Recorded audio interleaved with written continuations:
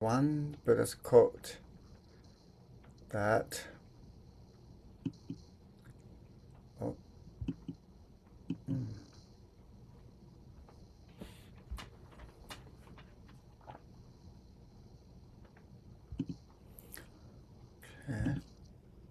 Yeah, that one you can see.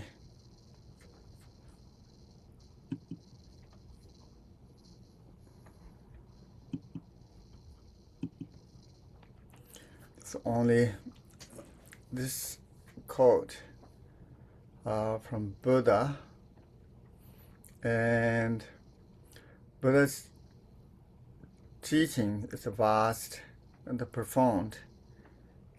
He taught over 45 years, and this is a synthesized all of it. And it's in many ways expressed, and I can try what I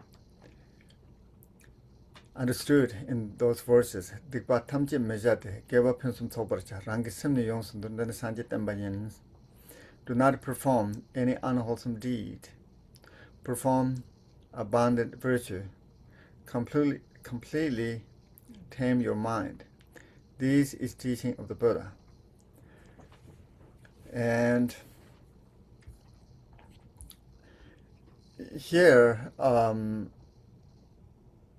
you see we don't have a lot explanations, and the great masters of the past express these contents all of the Buddha's teachings. First, do not perform an unwholesome deed. It's related to the Buddha's first turn and develop Dharma.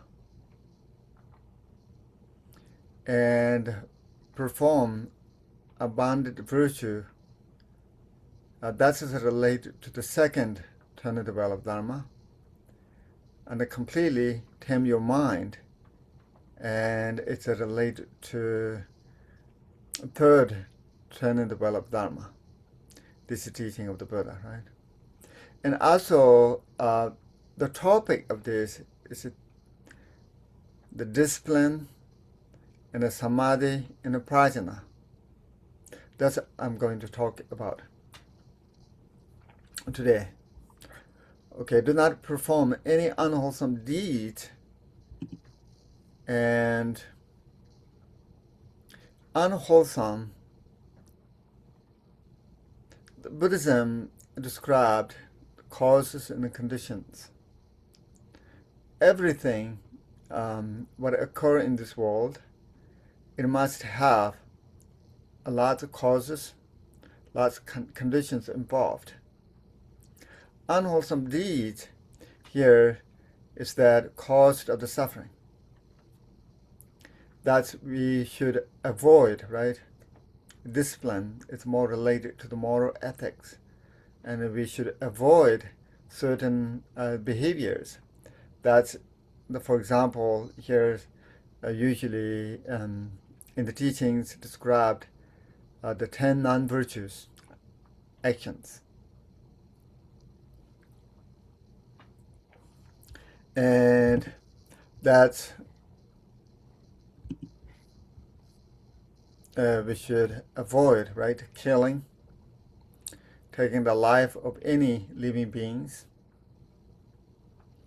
And this is related to the action of the body. I'm just go a little bit, so those topics, usually you heard many times, but reminding again. Then stealing, taking what is not giving, the taking someone's else property, wealth, without permission, right?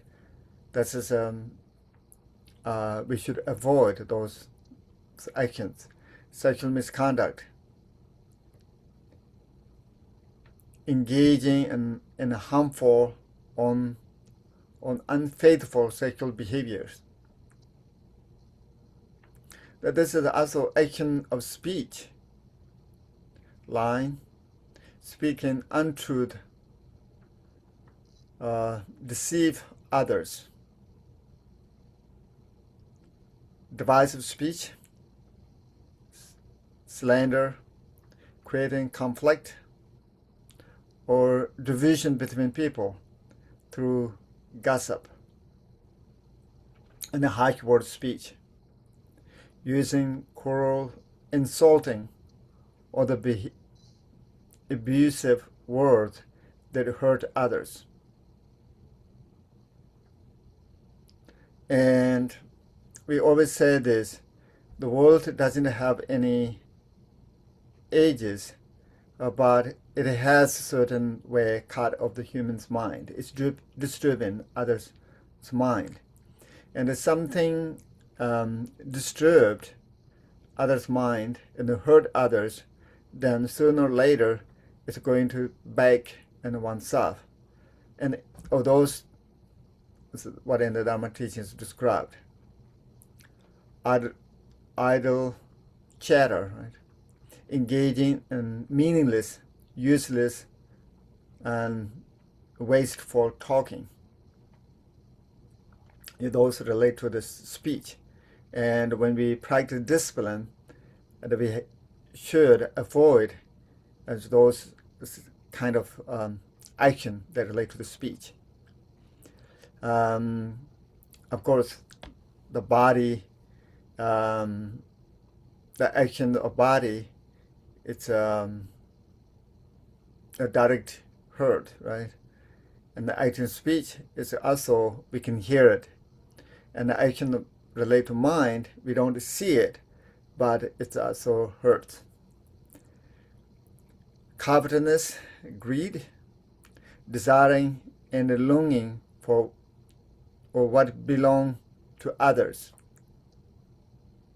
Ill will or malice, wishing harm or anger with misfortune upon others. Wrong view, having distracted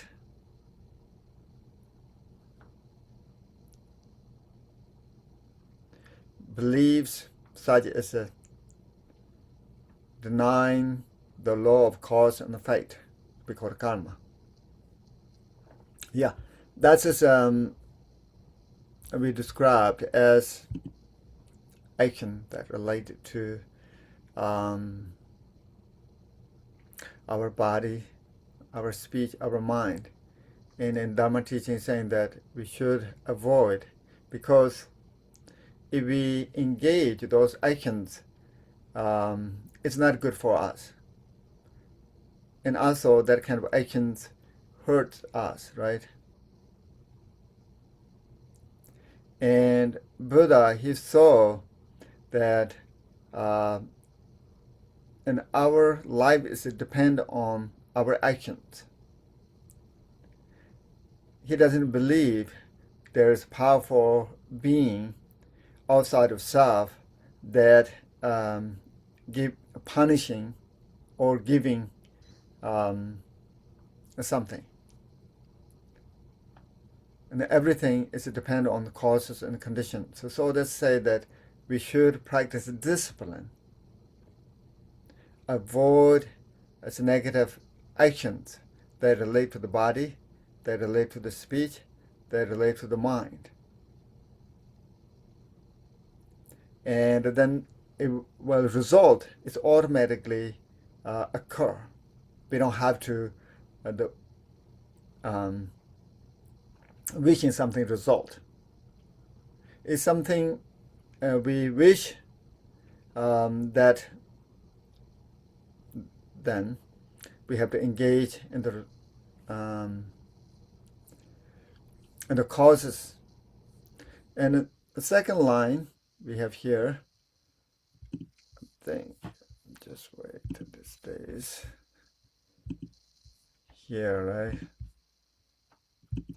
Second line says that perform abundant virtue.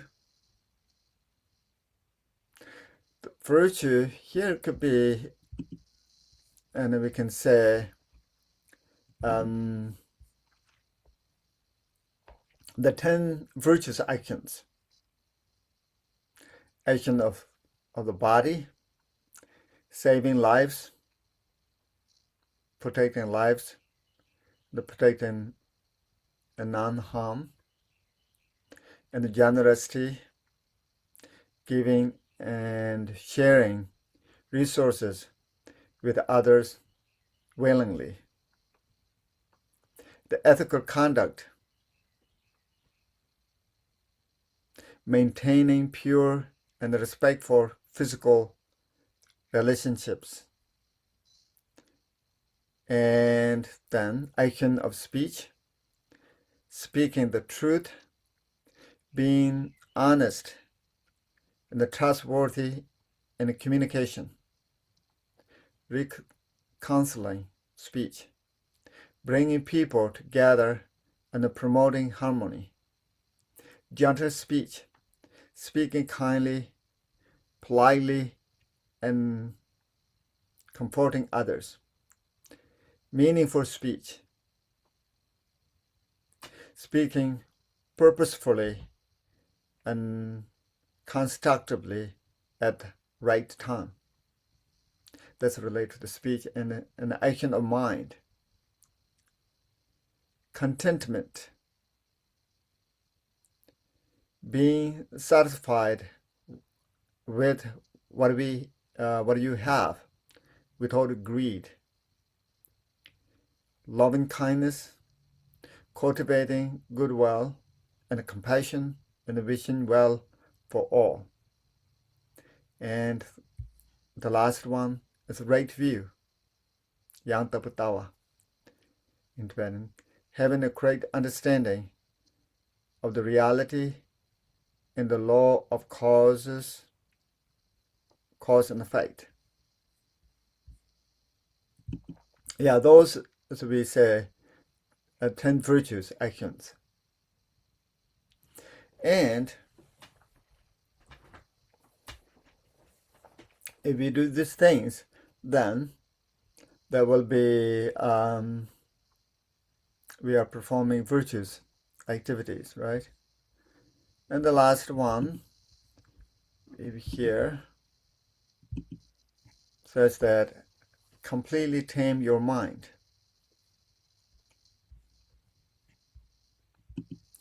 Completely tame your mind, it's related to the prajna, of course, and also we can say and other Dharma activities, all the Dharma teachings, so directly or indirectly taming in our mind. And prajna is that understanding. It could be understanding cause and effect, is it related to prajna, and recognize what is the cause that makes suffering, and what kind of cause brings happiness. And the real prajna here is that the Buddha described is emptiness, sublessness, right? Use those words. And so we can back to the beginning, the first training, the well of Dharma. He described there's form, there's feeling, there's perception, right? And saying this, as there's cause, there's fight, there's a result. We should avoid 10 non-virtuous actions because those actions is the cause of the suffering. It brings problems. It's destroying in our life, and here, and in the further, in the futures. And then we should, if we want, and everybody wants peace and happiness, good fortune, something, different wishes, but then we should engage 10 virtuous activities that we described, and particularly last says this, the right view. Right view is that, causes conditions. Our life is dependent on our actions. That actions influence in our life. There is no external beings that granted us for anything. Peace, happiness, success, whatever. Or when we have struggle and troubles, that's also related to the caused conditions. That doesn't mean it's currently we perform something, right? Some situations we don't have any fault in this lifetime, but it's related to the previous lives. Buddhism believes reincarnation. This conceptual mind is not just suddenly arising with this body. And this current body is influenced by the previous, our consciousness, our actions. That's why some people are born with good fortunes. Some people are born with lots of troubles. And the physical are similar. There's some people physically ill and lots of things happened, right? Those, we say this, it's related to our actions. It's not someone's giving to us something. And so the Buddha's, this idea is that if we want to make a better something, then we have to engage our actions. Our actions is matters. Then those actions just described the few of it here. And so the second turn of the well of Dharma, he says that it's more related to the emptiness. There is no eyes, no ears, no tongues, right? If someone understands those emptiness and engage samadhi or 10 virtues activities, then good fortune will occur. Or we can say 6 paramitas if bodhisattvas actions, generosity practice, and so forth. Any meritorious activities. Meritorious activities means that we performing something, it will brings good fortune, the helpful, good result. That's we call meritorious deed, action. And if we perform something, it sooner or later brings problems. That's we call unwholesome action. Sometimes it's very hard to just directly, this is wholesome action, this is unwholesome action, right? Some appears as a wholesome actions, but it will brings lots of troubles. That says this could be some actions related to passion, aggression, ignorance. Then could be appears as a good something, but later it will brings problems. Some actions appears it appears it's not helpful, but then later it will bring something good fortune. The actions related to says this kind of wisdom, right? Wisdom. It's not confused, so forth. And now moving, taming one's own mind is that our mind is crucial from Dharma point of view. Without tamed in our mind, we won't be completely joy and happy. Even I think these days, the view could be related to the wrong view. If I have this, then I will be happy. If I have that, then I will be happy. And our senses lose an object or driven by craving. And that builds a very strong craving, right? That habitual patterns, says this, brings troubles. And here we have to tame in our mind. That means that there is many methods. We can meditate, try to tame our mind, or before the meditation, then we have to understand our mind or this reality. That's related to the prajna. Prajna, it's a realizing one's own mind. Mind describing, says this, is emptiness. And the emptiness, to realize emptiness is a peace.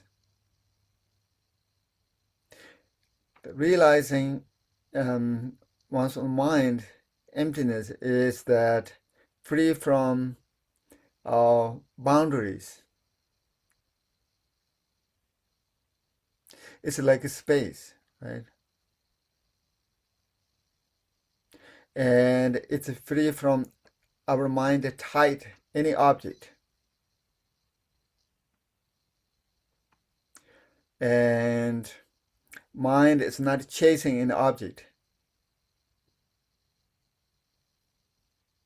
When we chasing an object, our mind is tied with this object. Mind is not free. And that way, our mind is not tamed, creating more troubles, producing more thoughts. And here saying this, we have to tame our mind through understanding our mind is emptiness. And we do use a lot of analysis or through the meditate or some way understand the mind itself. But to understanding one's own mind or tamed our mind, we have to have some merit. Merit that brings meet a good teacher, that guide or show the right path. The merit brings us meet good Dharma teachings, good information, right? Or brings good circumstances, so forth. And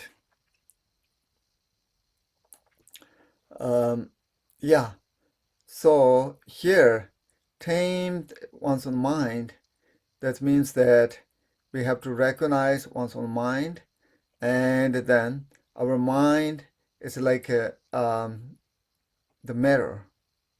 It reflects everything. And in a relatively some way, it's a collecting anything, good and bad, right?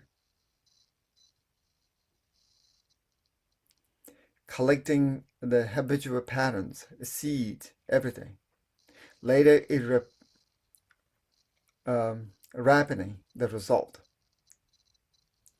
And also, but the nature of reality, there's no particular mind. It's emptiness, yet it's awareness. Understanding itself. And it's not holding on anything. That's what we have to understand internally.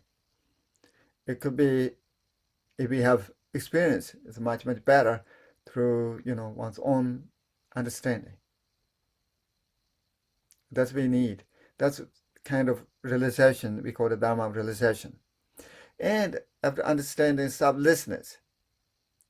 And this is a little bit tricky because we believe very strongly the self exists. That's why we have struggle, we have the problems with wishing better something and so forth, right? Relatively, it's true, it's that exists. But even though in the relatively, what is this? As reality, we are not matching of the reality. Our opinion is always confused, misperceived the self. From Dharma point of view, that's like a great teacher, Shakyamuni Buddha. He not only us, the most as people have misunderstood the self. And it's not simple to understanding this. Because Buddha's teaching is directly or indirectly showing selflessness.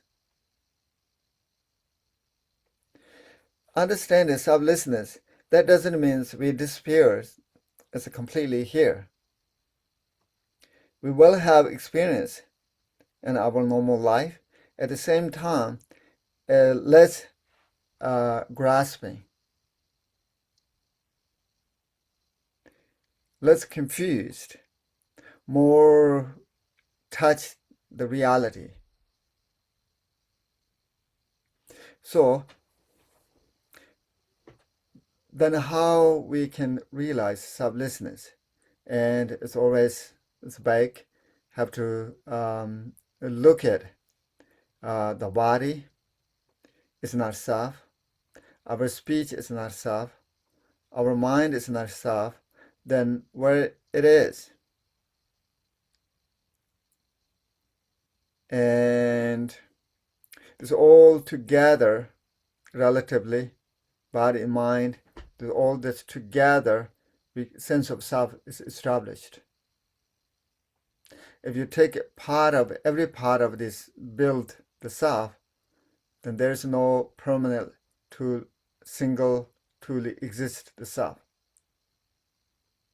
This is, if you analysis, I think it is to understand, right?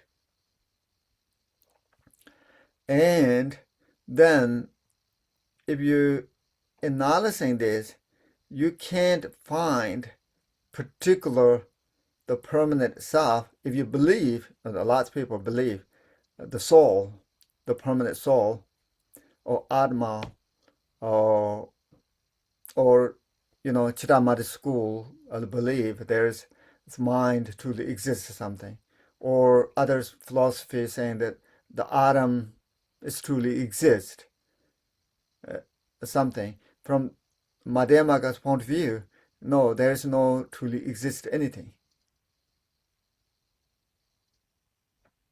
And when you look at that way, and you can see there's no permanent truly exist self, at the same time, you know it. You're aware of it.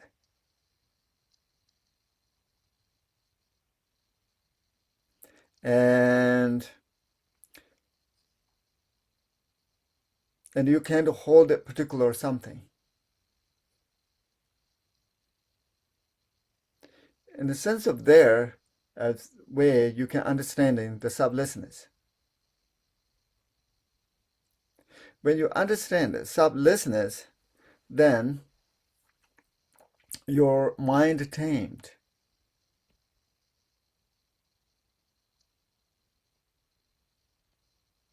There's kind of peace. And there's a relaxation within that self.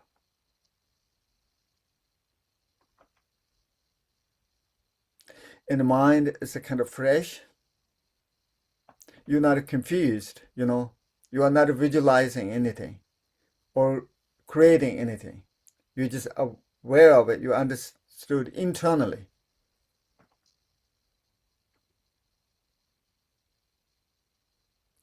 And that's, I think, that way we can tame in our mind.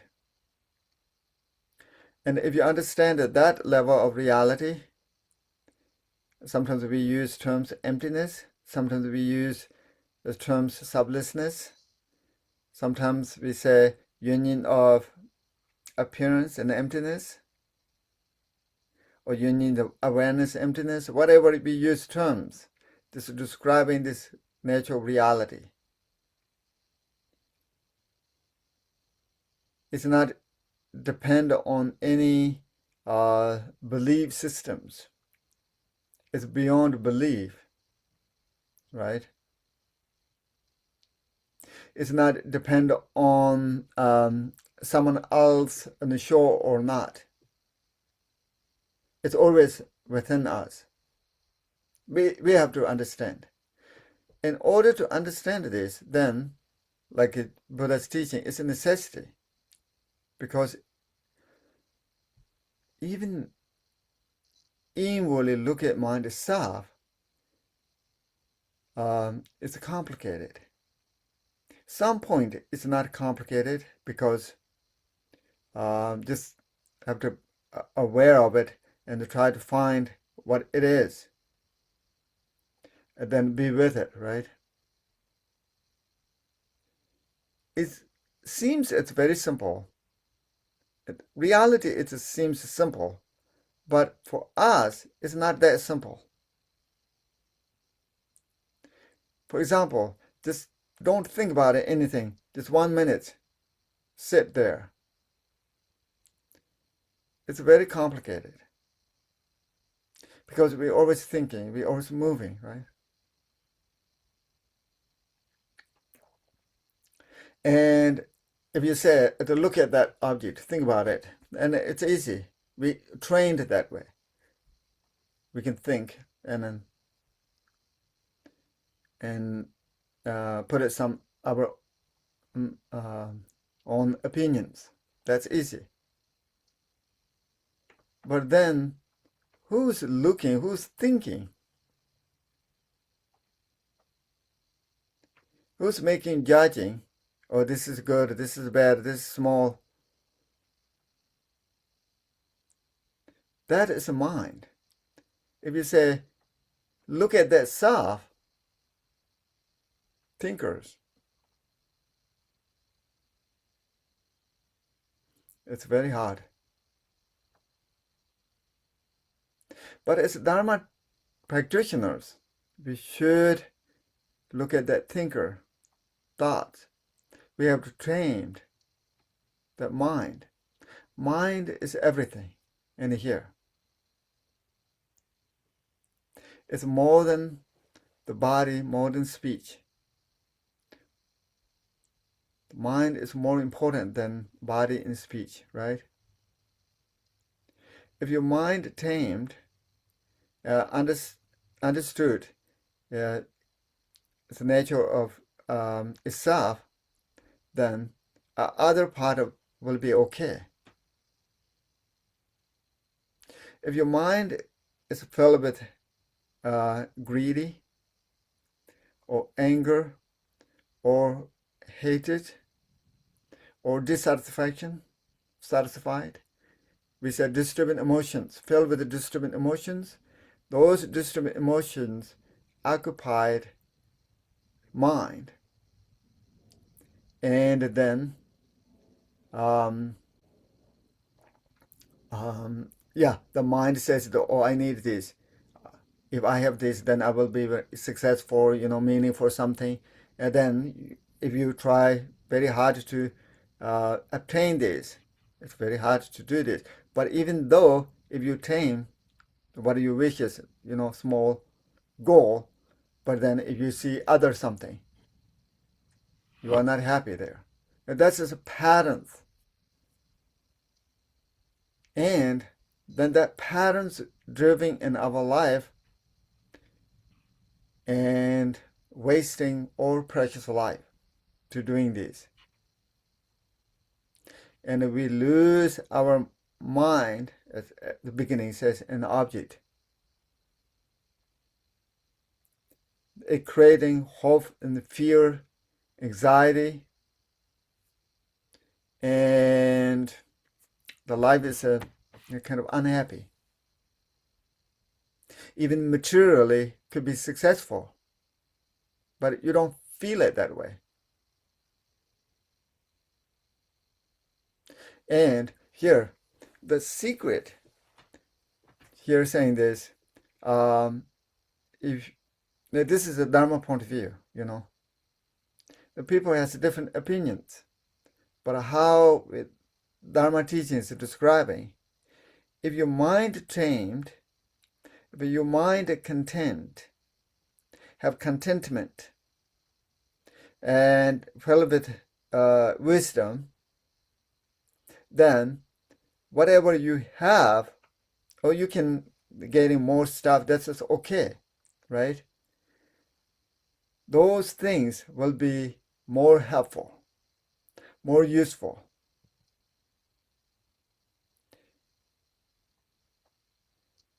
If your mind is filled with disturbing emotions, then we won't be happy. And within this mind, the Pure Land, enlightenment, everything within the mind. At some point, this order we're experiencing, it's pretty much related to the mind. It is a mental projection, some sort of. If you are happy, then everything is okay, right? If you are not happy, there's something going on internally, then everything is it's not okay. You feel it, you experience it.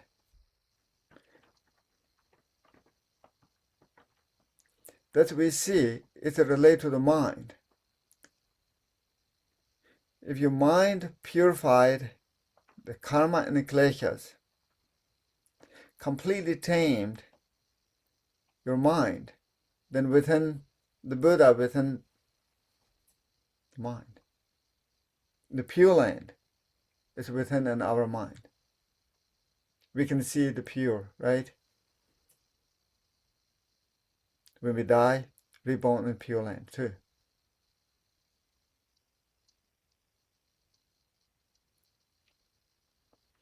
So here, taming your mind is very important.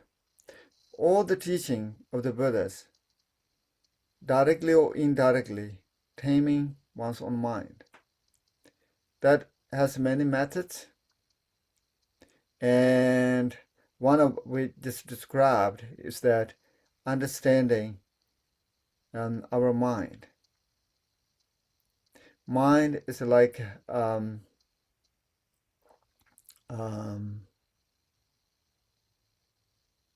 relative as mind is that understanding itself, and also it's understanding someone else.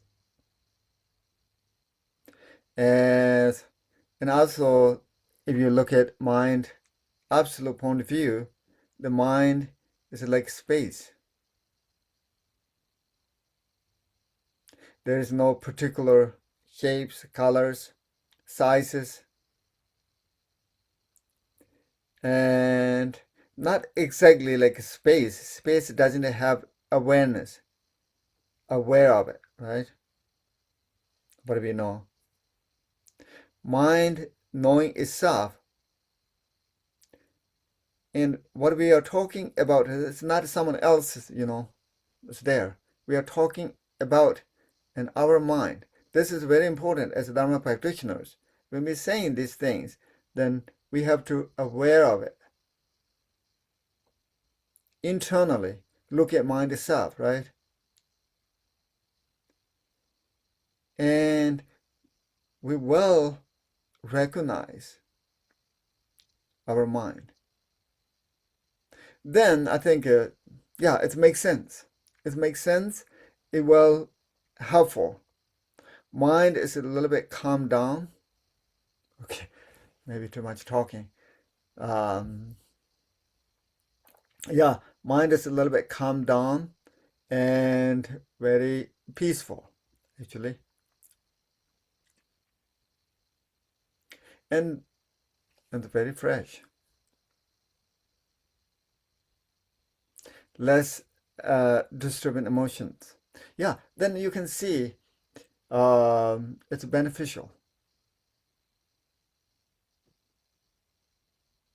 Within that realization, and you see in other part of this phenomena, it's like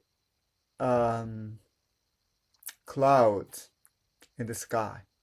In the Dharma teachings to describe and use those great examples. Sometimes, yeah, we have to think about it, those topics, right? Mind is like a sky or space, and this thought and emotion is like clouds, it comes, goes. Some in the teaching saying that mind, taming mind, is just like open the windows, doors. Don't block. If it comes, just comes. If you just leave, someone else it just leaves. Don't serve anything, right? It's like gas. Don't serve the tea or food, something. If you do that, then it will come back. Okay, here is my space.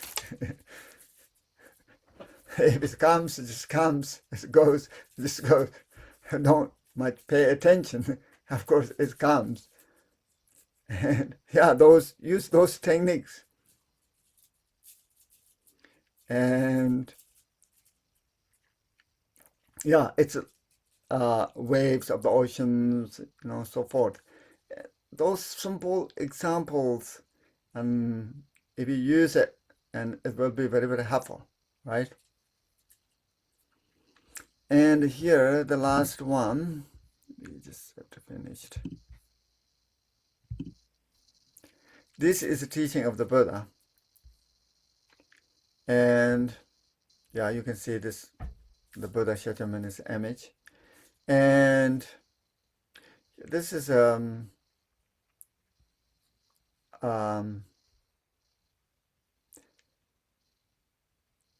according to Dharma teachings, we do have lots of merit. Therefore, we have opportunity to see the image of the Buddha, having faith in his teachings and himself. And even when we see it, look at, we can creating some merit. And use those image as focal object. This is part of training, taming in our mind, right? And it's very hard to rest just naturally. Some they can, because the previous, due to the previous, that's very good. The karma, they can rest naturally. But most of us, it's very hard to do that. But then, use those techniques. In the Mapan Rinpoche, he's saying this. I'm just talking about like a meditation. Example, shamatha meditation. Use focal object as Buddha's image. Even just see it. Itself, we are creating some good karma, connecting with the wisdom being, right? And if you look at, not just holding on, grasping something,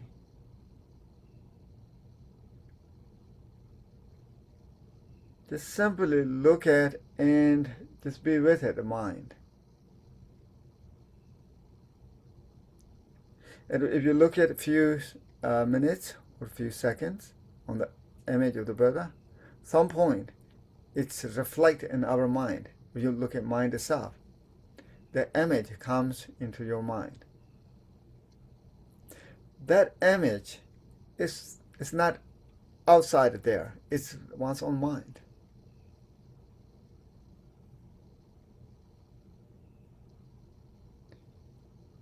And if you're aware of it, the rest of that state is we call it shamatha. If you understand it's not truly exist, at the same time aware of it, that's what we call it vipassana.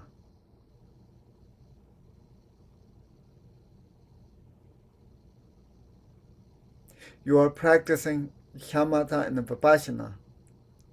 This is taming your mind. Taming in our mind, then, this is how it works, right? Every action, almost every actions that relate to the speech, first go to the mind. Mind is first. We think something. We express. Speech is the kind of representative of mind.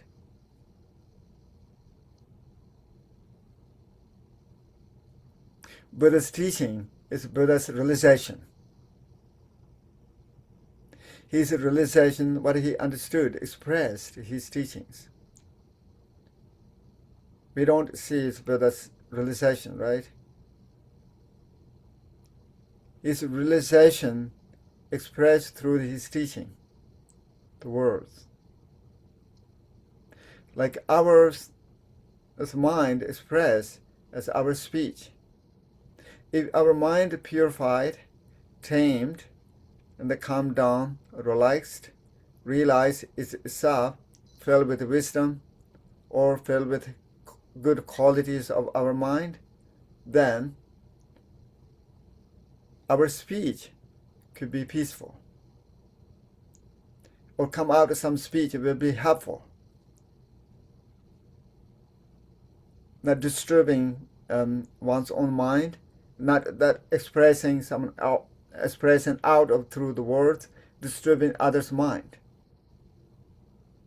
And then if we trained our mind, and through that speech, and then an action that relate to the body,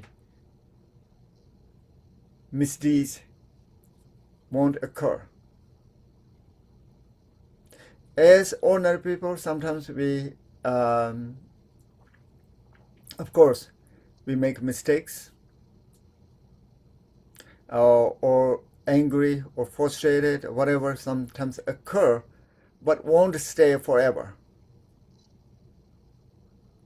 Not continuously, bothering, making problems. We can simply dissolve